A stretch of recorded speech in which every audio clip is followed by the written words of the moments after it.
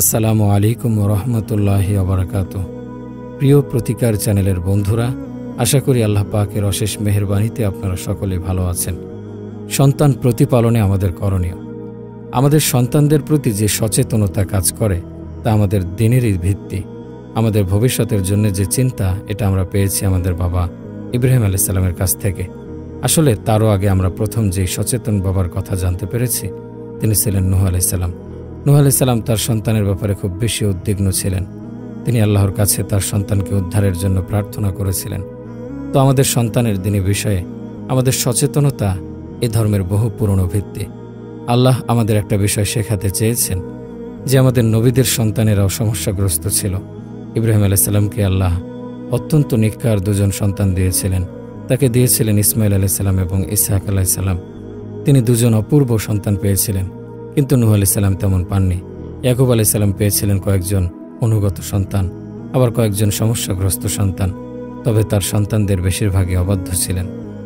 তার মানে আমাদের নবীদের মধ্যেই এমন কয়েকজন আছেন যারা সন্তানের ব্যাপারে দুশ্চিন্তায় ছিলেন।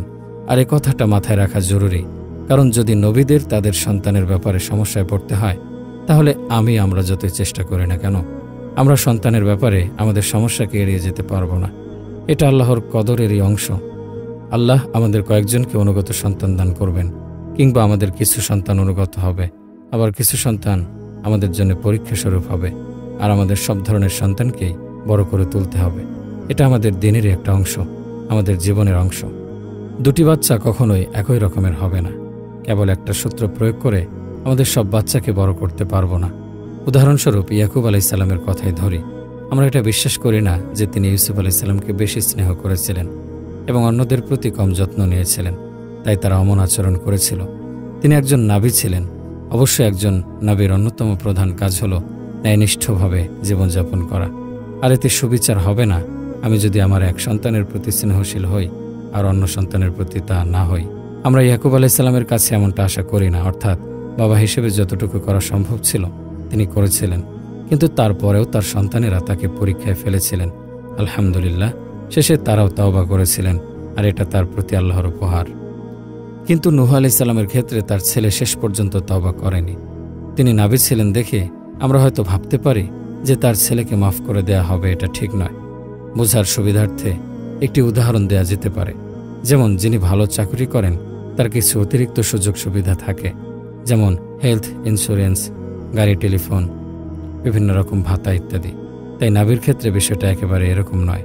নাবীর ছেলে হয়েছে বলেই আল্লাহ থেকে বাড়তি কোনো সুযোগ সুবিধাই সে পাবে না।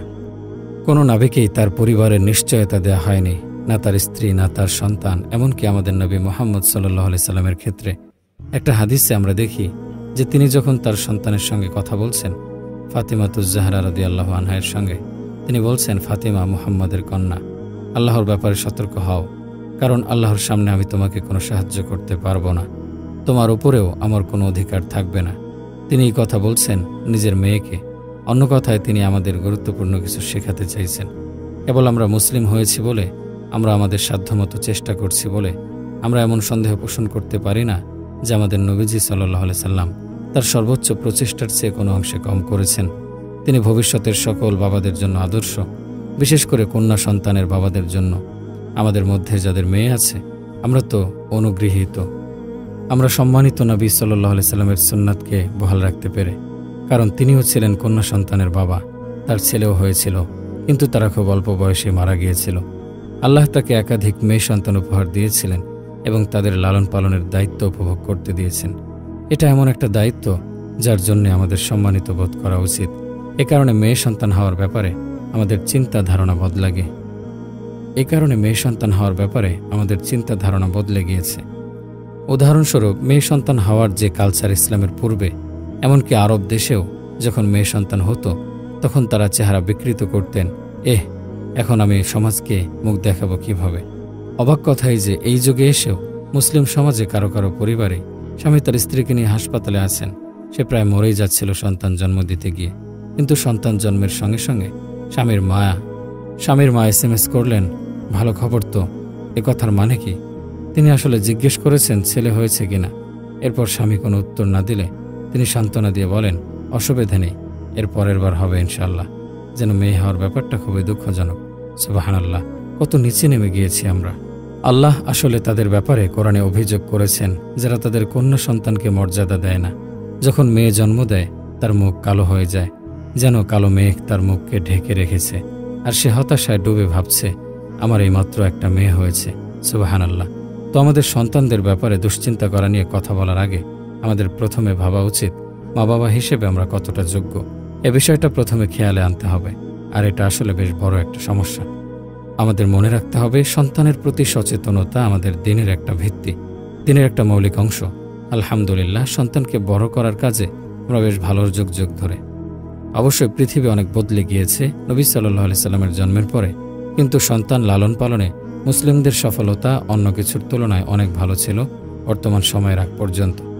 আজকের দুনিয়া এতটা আকস্মিকভাবে বদলে যাচ্ছে যে এটা শুধু সরকার কিভাবে পরিচালিত হবে তাতে প্রভাব রাখছে না, কিভাবে এক দেশ অন্য দেশের সাথে সম্পর্ক বজায় রাখছে, কিভাবে ইন্ডাস্ট্রি গড়ে উঠছে, শুধু তাতেই প্রভাব বিস্তার করছে না, বরং এটা আমাদের পরিবারগুলোকেও প্রভাবিত করছে। শুধু মুসলিম পরিবার নয়, সকল পরিবার। বর্তমান বিশ্ব নাটকীয়ভাবে পরিবর্তিত হয়ে যাচ্ছে। আমাদের পরিবারের এখন যেমন অবস্থা দেখতে পাচ্ছি, এর আগে কখনো এমনটা ছিল না। সন্তানদেরকে এমনভাবে বড় করা হচ্ছে ইতিহাসের আর কোনো যুগে কিংবা অন্য কোনো সংস্কৃতিতে এমন আকার ধারণ করেনি। শুধু মুসলিম সংস্কৃতির ক্ষেত্রে নয়, সবার ক্ষেত্রে। বিশ্বায়ন আর যোগাযোগ ব্যবস্থার বৃহৎ উন্নয়নের কারণে তার উপর ভোগবাদের চরম পর্যায়ে সৃষ্টি হওয়ায় একে পুঁজিবাদ না বলে বরং বলা উচিত ভোগবাদ। আমরা পণ্যের আসক্ত ভোক্তায় পরিণত হয়েছি, আর এই মানসিকতা আমাদের ঘরের ভিতরেও প্রবেশ করে ফেলেছে। একটা ছোট্ট উদাহরণ দেয়া যাক সে ব্যাপারে। আমাদের বাচ্চারা আমাদের কাছে কি নিয়ে সবচেয়ে বেশি আবদার করে? তারা কিসের জন্যে সবসময় বায়না ধরে বসে থাকে? চকলেট? না, তারা এখন কেবল চকলেট চায় না, তারা এখন আইপ্যাড, প্লে স্টেশন ইত্যাদি চায়। তারা বড় হয়ে গিয়েছে, তারা এখন খেলনা দিয়ে খেলতে চায় না। তারা এসব আইপ্যাডের খবর কোথায় পায়? তারা কি স্বপ্ন দেখতে পায়? না, হয় তাদের বন্ধুর কাছে এসব আছে অথবা টিভিতে দেখছে।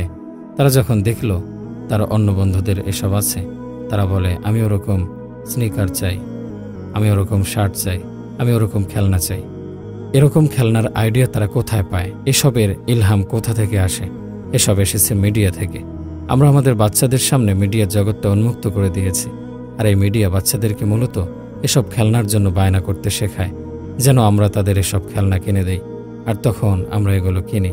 তাছাড়া বাচ্চারা যে এসবের একমাত্র শিকার তা কিন্তু নয়, আমরাও এর অন্তর্ভুক্ত। আমরা যেসব ব্র্যান্ডের ড্রেস পরি তখন আমরা আসলে নিজেকে খুব হাই ক্লাস মানুষ ভাবতে শুরু করি। যখন আমি একটা দামি ঘড়ি পরি, হঠাৎ যেন আমার মনে হতে থাকে সব মানুষের ভিড়ে আমার মান মর্যাদা বেশি। যে মুহূর্তে আমি একটা অ্যাপল স্টোর থেকে একটা আইফোন হাতে নিয়ে বেরিয়ে আসি, হঠাৎ যেন আমার নিজেকে খুব হ্যান্ডসাম লাগে। কিছু একটা তো হয়েছে, আমি বুঝতে পারছি না আমি কিভাবে এত কুল হয়ে গেলাম। এটা জাস্ট হয়ে গেল। আমরা আসলে ভেবে নেই মানুষ হিসেবে আমাদের মর্যাদা বেড়ে গিয়েছে এসব পণ্যের ক্রেতা হয়েছি বলে। আর আমি যদি কোনো ব্র্যান্ডের কাপড় না পরি, অথবা ওই ফোনটা যদি আমার না থাকে, কিংবা আমার এই খেলনাটা নেই অথবা ওই খেলনাটা নেই, তাহলে আমি মূল্যহীন। কোনো কারণে আমি অন্যদের সমমান সম্পন্ন নই, অন্যরা আমার চেয়ে ভালো, শুধু এই কারণে যে তাদের হাতে যেটা আছে সেটা আমারটার থেকে ভালো। তো আমরা মুসলিম, আমরা কেমন যেন অচেতন ভোক্তায় পরিণত হয়ে গিয়েছি। এমনটাই আমাদের অবস্থা। এই সমাজে সন্তান লালন পালনের কথা বলার আগে আমাদের এটা বুঝতে হবে যে আর সারা দুনিয়াতে কি হচ্ছে। কার্যকর উপায়ে সন্তান লালনের কথা ভাবতে গিয়ে আমাদের সব ব্যাপারে ভেবে দেখতে হবে। এটা একটা বড় সমস্যা। দ্বিতীয় বড় সমস্যা হলো আমার কাছে সাফল্যের মানে কি? কিসে আমাদের মর্যাদা বাড়ায়? এখন তো বাচ্চাদেরকে এই মানসিকতা দিয়ে বড় করা হচ্ছে যে তাদের মূল্য এই প্রোডাক্ট দ্বারা নির্ধারিত হয়। যে ব্র্যান্ডের কাপড় পরছে, যে বাসায় থাকছে, যে গাড়িটা চালিয়ে তাকে স্কুলে দিয়ে আসা হচ্ছে, যে ব্র্যান্ডের ব্যাগ কাঁধে নিচ্ছে, এসব ব্যাপার এগুলো আমাদের মূল্য যাচাই করছে। আর এর সাথে যোগ হয়েছে আরও একটা সমস্যা। জীবনের সফলতা বলতে কি বোঝায়? সাফল্য সম্পর্কে আমাদের ধারণা 20, 30, 40 বছর আগেও যা ছিল, মুসলিম বিশ্বের অধিকাংশের জন্য ব্যাপারটা সত্য যে আমাদের মধ্যে কারো কারো হয়তো শিক্ষার ভালো সুযোগ ছিল না, কিংবা আমাদের বাবা মায়ের সুযোগ হয়নি। তো তারা তাদের সব ধরনের প্রচেষ্টা লাগিয়ে দেয় তাদের বাচ্চাকে শিক্ষিত করে তুলতে। আর আমি আমার জীবন থেকে এই শিক্ষা পেয়েছি, তাই আমি বলি আমি আমার বাচ্চার জন্য সর্বোচ্চ শিক্ষা গ্রহণের ব্যবস্থা রাখব। যদিও এই ইচ্ছা পূরণ করতে গিয়ে আমার তাকে প্রাইভেট স্কুলে পাঠাতে হয়, বাড়ি ভাড়া করতে হয়, অ্যাপয়েন্টমেন্ট ভাড়া নিতে হয়, অস্বস্তিকর পরিবেশে থাকতে হয়, তারপরেও তাদের সুশিক্ষার স্বার্থে আমি তা করতে রাজি আছি, যদিও আমাকে অস্বাভাবিক লোন নিতে হয়। কেন? কারণ আমাদের কাছে সাফল্যের সবচেয়ে গুরুত্বপূর্ণ ধাপ কি? আমাদের সন্তানদের সুশিক্ষা। আর এখানে যারা আমাদের সন্তান, তাদেরকে বারবার বলা হয়েছে, তোমাকে শিক্ষা নিতেই হবে। তুমি একজন ব্যর্থ মানুষে পরিণত হবে যদি শিক্ষা না পাও। তোমাকে ডাক্তার হতে হবে, ইঞ্জিনিয়ার হতে হবে, এটা পাশ করতে হবে, ওটা পাশ করতে হবে, ইত্যাদি। এখন আমার জন্য কেবল একটাই দরজায় খোলা আছে, আর সেটা হলো আখিরাত। কারণ আমি ডাক্তার হতে পারিনি দেখে আমার মা বাবা আমার প্রতি সন্তুষ্ট হবেন না। তবে খেয়াল করে ডাক্তার হওয়া আমাদের একটা নির্দিষ্ট গোষ্ঠীর কাছে কেন এত গুরুত্বপূর্ণ? কারণ নাম ও টাকা। এজন্যে না যে আমি কারো জীবন বাঁচাতে পারছি কিংবা মানবতার সাহায্য করছি। এ ধারণার সাথে ডাক্তার হওয়ার কোনো সম্পর্ক নেই। আমাদের মাঝে কোনো উৎসাহ নেই নিজেদের সন্তানকে উদ্ধারকর্তা হিসেবে দেখার। মা বাবা খুব খুশি হয়ে যায় যখন দেখে ছেলে ডাক্তার হয়ে ফিরছে। কিন্তু ছেলে যদি বলে, আমি 3 বছরের জন্য ওয়ার্ল্ড ভিশন এনজিওতে ভলান্টিয়ারের কাজ করব, আমি বাংলাদেশের বন্যা কবলিত এলাকায় যাব, এরপর আমি আফ্রিকা যাব, তারপর ফিলিস্তিনিদের সাহায্যার্থে যাব, আমি শুধু সেবাদান করব, এই 3 বছর বেতন নেব না, কোনো লাভের জন্য কাজ করব না, শুধু মহান আল্লাহর সন্তুষ্টির উদ্দেশ্যে মানব সেবা করব, তখন সেই মা বাবা বলবে, ইয়া আল্লাহ, আমরা আমাদের সব টাকা পয়সা ঢেলে দিয়েছি তোমাকে ডাক্তার বানাবার জন্যে, আর এখন তুমি এসব করবে? নিজের খেয়ে বনের মহিষ তাড়াবে? তুমি কেন বিনা পরিশ্রমিকে অসহায় মানুষদের জীবন বাঁচাবে? তোমার সমস্যা কি? এই হলো আমাদের বাস্তব চিত্র। এদিকে আমরা ভাবি আমাদের ছেলে মেয়েদের মাঝে ঝামেলা আছে।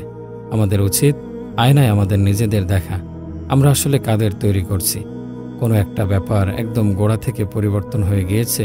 আমাদের কাছে সাফল্য হলো টাকা পয়সা, শিক্ষা সম্পর্কে ধারণা হলো এমন একটা ক্যারিয়ার যাতে অনেক টাকা আসে, সবকিছুর মূল্যে অর্থ সম্পদ। আমি যদি সফল হই এর মানে এই যে আমার অনেক টাকা আছে। আমি যদি সফল হই এর মানে এই যে আমি শিক্ষা অর্জন করেছি। কিন্তু শিক্ষা অর্জন করেছি কোন ফিল্ডে? যেখানে আমার একটা ভালো ক্যারিয়ার হবে, যার মানে যেখানে আমি অনেক টাকা পয়সা পাবো। এটা এখন সাফল্যের সংজ্ঞা। সবশেষে কথা একই, এই ধারণা আগের যুগ থেকেই ভিন্ন। আগে সকলের ধারণা ছিল আমি শিক্ষিত হয়েছি, এর মানে হচ্ছে আমি নিজেকে বুঝি, আমার চারপাশের পরিবেশকে বুঝি, আর আমি পৃথিবীকে আরও সুন্দর বাসযোগ্য করে তোলার জন্য কাজ করছি। আর এর জন্য কখনো আমাকে ইতিহাস পড়তে হবে, কখনো সমাজ বিজ্ঞান পড়তে হবে, কখনো পলিটিক্যাল সায়েন্স পড়তে হবে, কখনো সাংবাদিকতা নিয়ে পড়াশোনা করতে হবে। কেবল একটা ক্ষেত্র নিয়েই পড়ে থাকলে চলবে না। আর তাছাড়া যে দিক থেকে বিচার করি না কেন, সবচেয়ে সফল কমিউনিটি হলো তারাই যারা নিজেদের ছেলে মেয়েকে কেবল একটা ক্ষেত্রে সীমাবদ্ধ রাখেনি। এখন সন্তান বড় করা সম্পর্কে অল্প কিছু কথা বলা যাক। সবচেয়ে আগে আমাদের মানসিকতা বদলাতে হবে। তারা যদি আমাদের মাঝে সফলতার সঠিক সংজ্ঞা খুঁজে না পায়, তারা যদি আমাদের ব্যক্তিত্বে এর প্রতিফলন না দেখতে পায়, আমাদের দৈনিক কথাবার্তায়, তবে আমরাও এটা আশা করতে পারি না যে তারা সফলতার সঠিক মানে নিজে থেকে বুঝে নিয়েছে। তাদের কাছে নির্দেশনা আমাদের পক্ষ থেকে আসতে হবে। আমরা জানি, সবসময় কথা বলি, আমাদের কাছে যে বিষয়গুলো সবসময় গুরুত্বপূর্ণ, যখন স্বামী স্ত্রী পরস্পরের সঙ্গে কথা বলি, তখন বাচ্চা তা শুনতে থাকে, তাই না? তাদের কান সবসময় খোলা থাকে। এখন আমরা যদি বিল ফাঁকি দেওয়া নিয়ে কথা বলি, বাড়িওয়ালা বা ভাড়াটিয়ার বদনাম করি, কিংবা আমরা সবসময় নাটক সিনেমা নিয়ে কথা বলি, কিংবা অন্য পরিবার সম্পর্কে কেবল বাজে কথা বলি, তারা কি করে না করে এসব আলাপ আলোচনা করি, তারা ভেবে নিবে যে বড়রা এমনই, আমার মা বাবা এসব করে, এগুলো তাদের জীবনে গুরুত্বপূর্ণ হয়ে দাঁড়াবে। কিন্তু আমি আর আমার স্ত্রী যদি কোরআন নিয়ে কথা বলি, আখিরাত নিয়ে কথা বলি, অন্যের জন্য ভালো কিছু করার কথা বলি, কাউকে সাহায্য করার কথা বলি, তারা আমারটা দেখে শিখে নেবে। আমার তাকে লেকচার দিতে হবে না এ ব্যাপারে, তারা কেবল আমাকে দেখবে। সবচেয়ে কার্যকর প্যারেন্টিং সেটাই, যেখানে বাচ্চাকে কোনো কাজ করাতে মা বাবার কিছু বলতে হয় না। তারা মা বাবাকে দেখে দেখে শিখে ফেলে, কারণ তারা এসবই সবসময় দেখছে।